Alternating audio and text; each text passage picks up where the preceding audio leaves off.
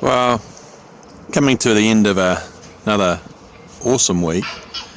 I mean, we've had some amazing weather. You know, it's like, look at this, just looking at the sky, you can hear the tuis in the background. It's yeah, been an awesome week, got a lot achieved, and you know, it's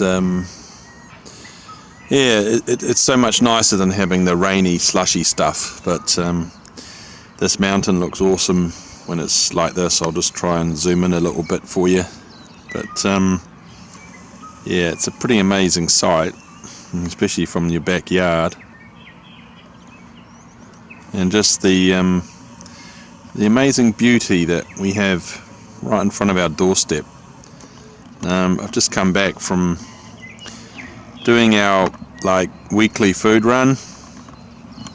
It's got highs and lows, you know. You're sort of out there in some of the poorest communities in New Plymouth, and you're handing out free food, free vegetables, free bread that's been donated to us, and also, you know, we've got a number of free drinks and stuff like that, which you know, we pass out.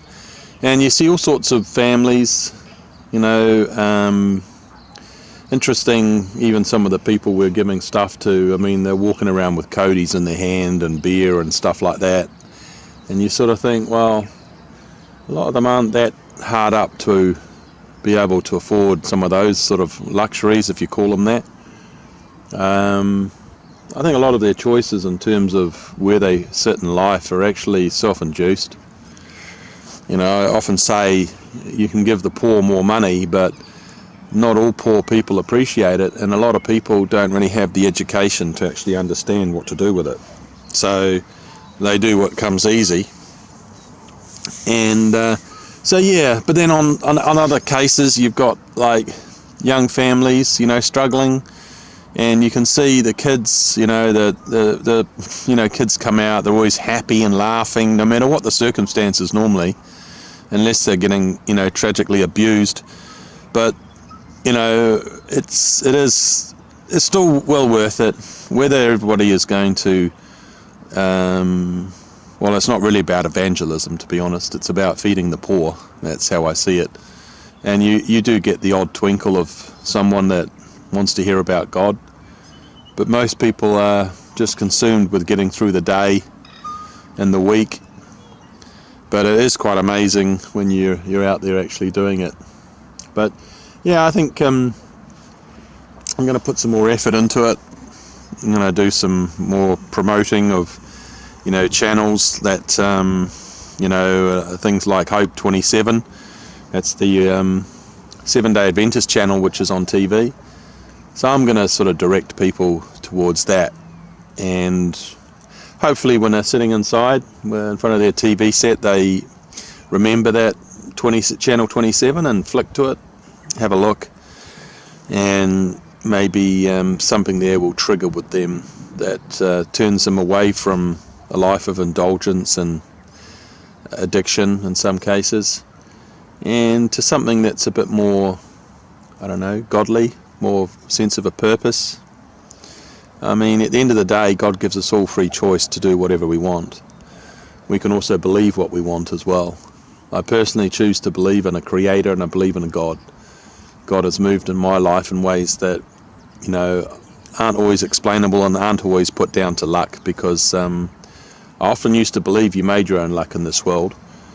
But I can say that since I've been walking my path, God has put some amazing things in front of me, amazing people in front of me, to be honest. And wherever I go, I bump into people sometimes, and we just start chatting, and it's amazing what comes out in a conversation about caring about a brother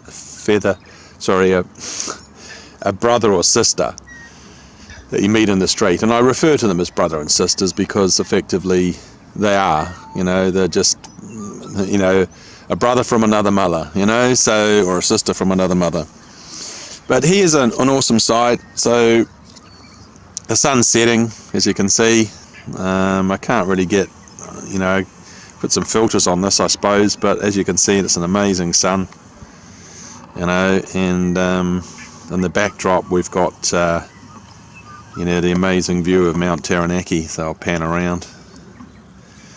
So obviously the sun's setting in the west, and around here we have that awesome sight of Mount Taranaki.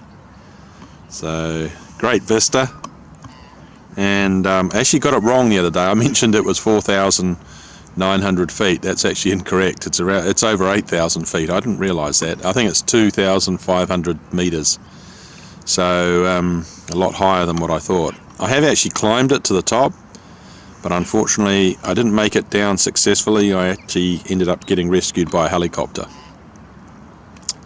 But hey, you know, I mean, it's I'll try and zoom in a little bit. I'm using this Nikon P900 camera, and I'll just see if I can get a bit closer in terms of clarity. But you can see sometimes actually with this camera you can actually see people standing on the top.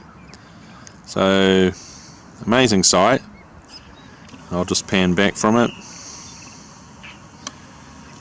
So whatever you do, it's coming up to our Sabbath, so I respect the Sabbath, and the Sabbath starts at sunset on Friday and finishes on sunset on Saturday.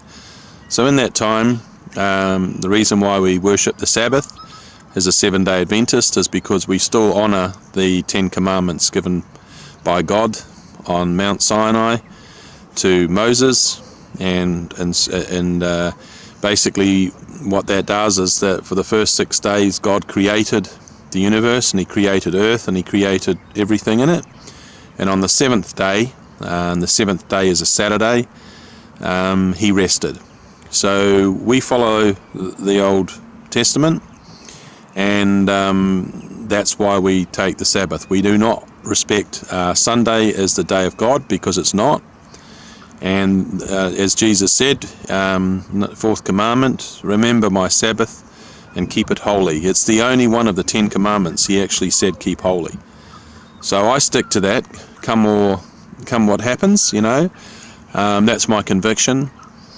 And it's great, you know. Saturday's great. We don't go out, we don't purchase anything, we don't make somebody wait on us or anything like that. We basically give that day to God. So we go to church, and we sing, we enjoy other families, we talk about God, we read verses in the Bible, we hear testimonies from people that lives have been changed, turned around from drugs, alcohol, prostitution, you know, child abuse, all sorts.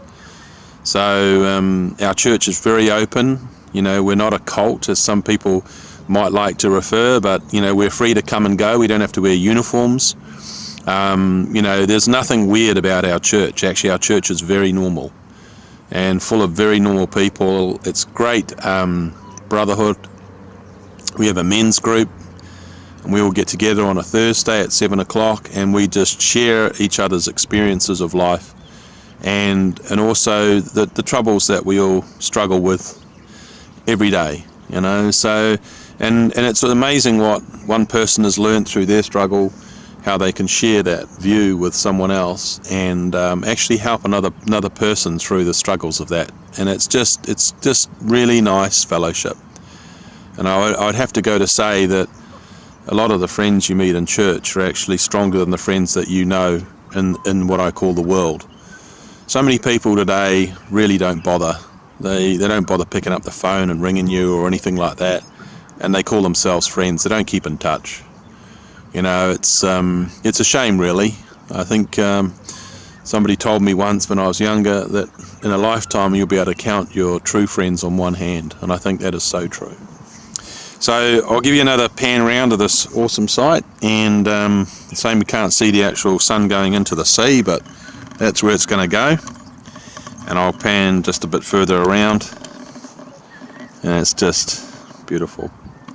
So absolutely stunning day.